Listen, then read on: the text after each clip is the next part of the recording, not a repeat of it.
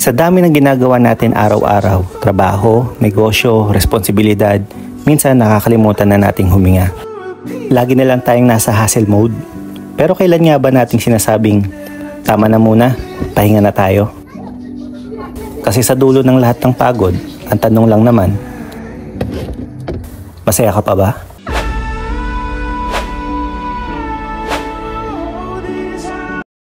Pagdating pa lang namin, ramdam na agad ang preskong hangin at ganda ng tanawin. Ang Camp M&Eve ay hindi lang basta campsite. Ito ay isang lugar na parang tahanan, tahimik, malinis at puno ng good vibes. At ang special pa dito, ang nag-ooperate ng campsite ay isang tropa. Shoutout sa'yo Sir Mark, ramdam namin ang warm at hospitality. Perfect para sa mga tropang gusto lang mag-unwind.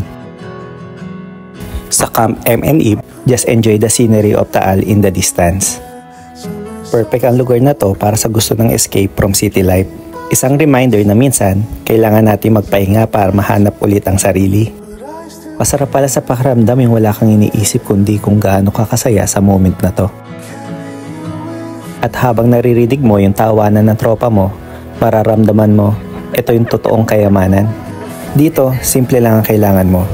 Pamilya, kaibigan, pagkain at tawa. Walang signal, walang ingay ng lungsod, ang meron lang yung sandaling totoo. Ang sarap pala ng mga ganitong gabi, yung tahimik pero puno ng kwento, yung simple pero ramdam mo ang saya. Minsan pala hindi mo kailangan ng maraming bagay para maging masaya. Kailangan mo lang mga taong marunong pahalagaan ang oras at ang presensya mo. Habang sumisikat ang araw sa ibabaw ng Taal, alam naming tapos na ang isa na namang alaala. Pero dala namin ang mga ngiting to, ang mga kwentong binuo namin dito. At ang paalala, ang buhay hindi lang tungkol sa pagtatrabaho. Minsan, kailangan mong piliin ang kaligayahan kasi sa dulo ng lahat, yan ang nagbibigay ng lakas para magpatuloy. Pagkatapos ng mahabang araw kahapon, ito naman tayo. Naglakad kami papuntang waterfalls. Mainit, madulas, minsan parang gusto mo nang sumuko. Pero habang tumatagal, napapansin mong hindi lang pala tungkol sa pag-abot ng dulo yung trekking, kundi yung matututunan mo sa bawat hakbang. Nang marating namin ang waterfalls, parang lahat ng pagod biglang nawala.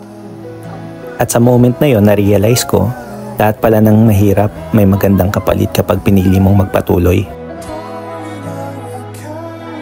Life will always have hard treks and steep climbs. Pero tandaan mo, ang bawat hirap na dinadaanan mo may reward sa dulo. Kaya tuloy lang.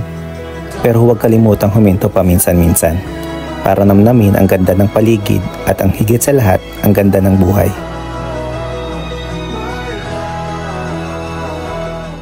Life will always demand something from us. Our time, our energy, our strength. But no matter how busy we become, never forget to give something back to yourself. Moment of peace, laughter, and joy. Because happiness is not a reward you get after surviving life. It's what keeps you alive while living it. So breathe, pause, and look around. You're not losing time. You're finding meaning. And sometimes, the best decision you ever make is to choose happiness.